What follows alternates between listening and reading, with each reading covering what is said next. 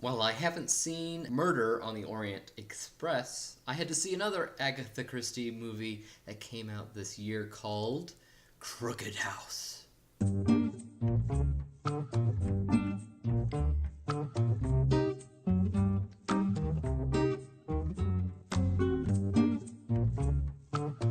Crooked House follows a story that definitely feels like Agatha Christie about a murdered person in this big mansion that a detective has to figure out who did it, and everybody has zero alibis. So it's one of those things where anybody could have done it, and there's a bunch of red herrings and endless clues about who could have done it and why.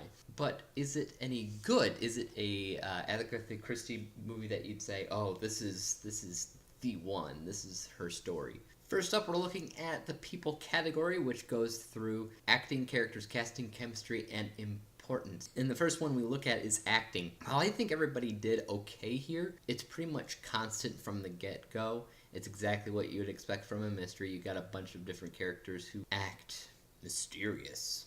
So you got this guy who's like, and this girl who's like, oh yes, and all these different kind of characters who typically just act the same throughout the movie, so there's no range. It's good, it's just not memorable as the greatest acting ever or anything like that. So I would say 1 out of 2 possible stars. Next up, we're looking at the characters. As far as Agatha Christie is concerned, she does usually have a good amount of characters that are diverse and sometimes memorable. In the case of Crooked House, I would say that they are diverse enough, but they're not memorable.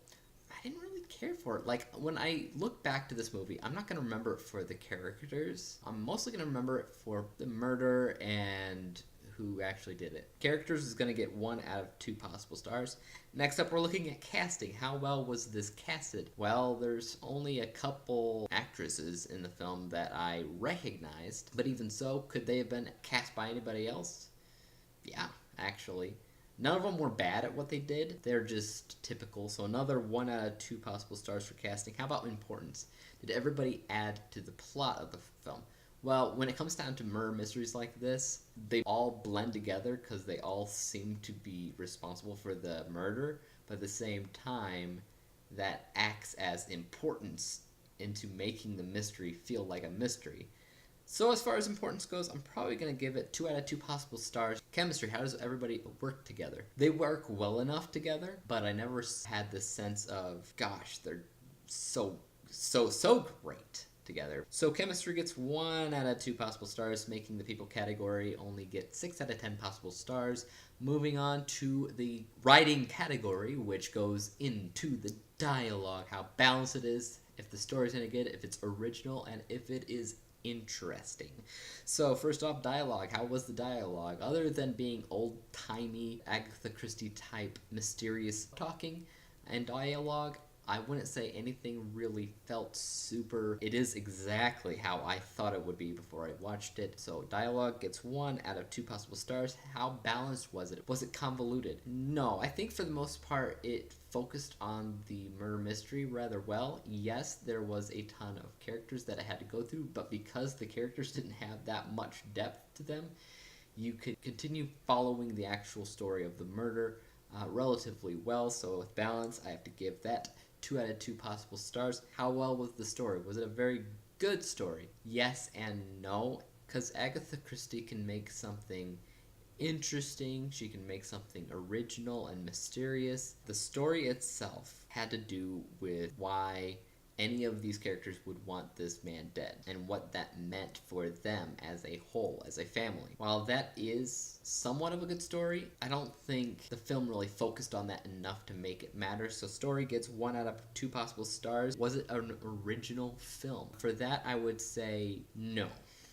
Unfortunately, I've seen this done in countless TV shows and movies, which is sad because if Agatha Christie really did create the concept of what's going on in Crooked House, then it should feel original. But as far as I know, this is the only version of Crooked House that has ever came out, though a lot of Agatha Christie's books were all very, very similar in regards to how it's done. But because of that, countless forms of media have redone it in different ways that I've actually liked as well. So as far as originality goes, I'm actually going to say 0 out of 2 possible stars for that. Next up, is it interesting? Yes and no. The fact that it's an Agatha Christie novel made into a film adaptation is definitely interesting. It's the reason why I watched it.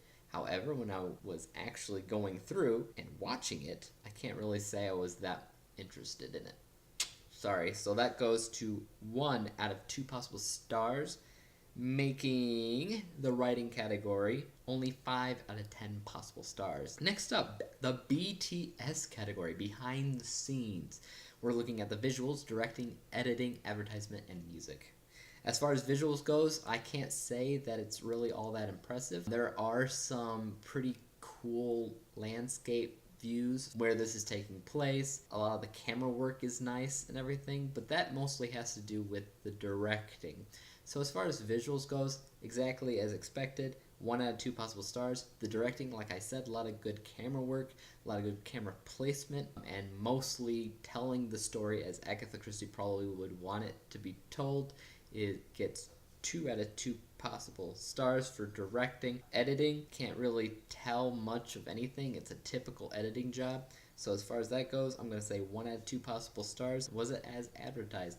I think for the most part, it's exactly as it should be. Nothing felt false about it, so 2 out of 2 possible stars there. How about the music? Nothing really stood out for me. Nothing was specifically good or bad here, so music gets 1 out of 2 possible stars. So the BTS category gets 7 out of 10 possible stars. Now we're moving right along to the narrative arc category, which goes into the introduction, inciting, incident, obstacles, climax, and falling action.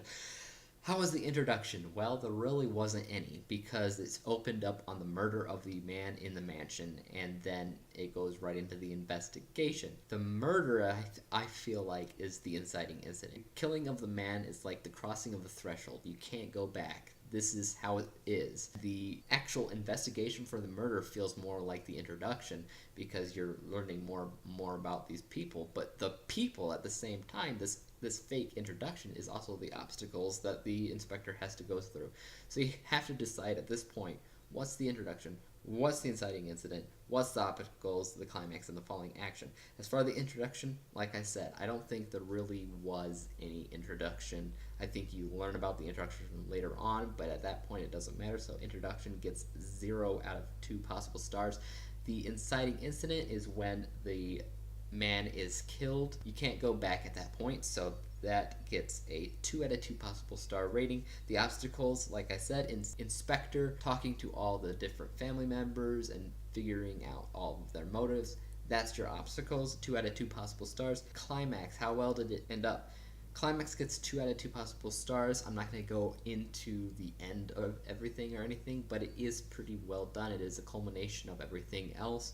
Well done. Falling action, how well was that done? There is a calming down of sorts, but there is no feeling of a new norm sensation. Everybody goes on how they were in the beginning of the film, so I have to give 1 out of 2 possible stars for that, meaning the narrative arc score is 7 out of 10 possible stars. Now, entertainment. How entertaining was this film? It goes down to rewatchability, how fun it was, did I have an impulse to buy, impulse to talk about, and did it suck me in as an audience member? Rewatchable. Do I really care to rewatch this film? Not even if I caught it on TV or anything. I don't think so. So 0 out of 2 possible stars. Was it fun? Did I have fun watching it?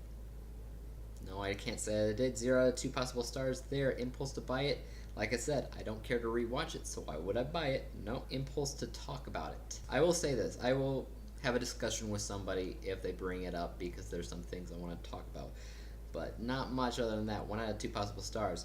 Does it suck the audience in? I will say 1 out of 2 possible stars for the beginning and the end of the movie for the most part, and everything else, you're going to get distracted. Making the entertainment score a whole whopping 2 out of 10 possible stars. That brings us to the specialty category. These are 5 things that I wanted to know before I saw the film. Firstly, as an Agatha Christie adaptation, can I feel the Agatha Christie here? Actually, I really do think I can. She really gets the job done when it comes down to mystery specifically. She makes it feel like everybody did it together because everybody's got their reason to, and that's one thing that she's pretty talented at, and you can feel it in the film. So as far as that goes, that gets 10 out of 10 possible stars. Next up, the mystery itself. Was it a good mystery? Is it, compared to other mysteries that not only she has done, but also in general with films? Honestly, I have to say it was a little boring. I've seen better mysteries all around. I'm not going to say this is the worst mystery by far, since it has the touch of Agatha Christie. But other than that, I can't really say much. So as far as mystery goes, I will give that 5 out of 10 possible stars. Next up, the adaptation. Does it feel like it was a book that was made into a movie, or does it just feel like a movie in general? While you don't need to read the book to understand what's going on in the movie, it does feel a little bit like it was based off of a novel.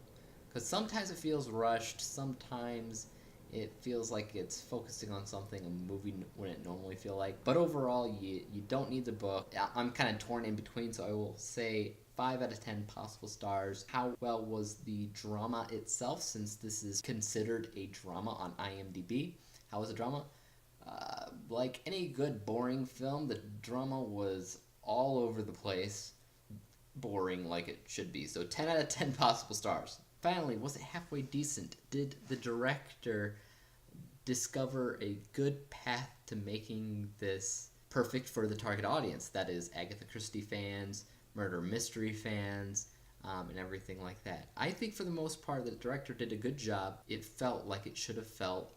So overall, I have to give halfway decent 10 out of 10 possible stars. And if we add up everything all together, our total score is 67%.